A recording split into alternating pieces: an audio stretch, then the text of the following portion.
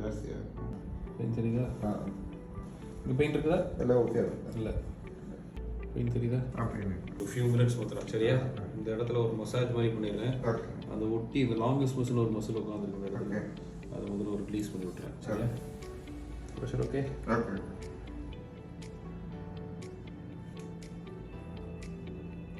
இந்த muscle release பண்ணி விட்டுறேன்.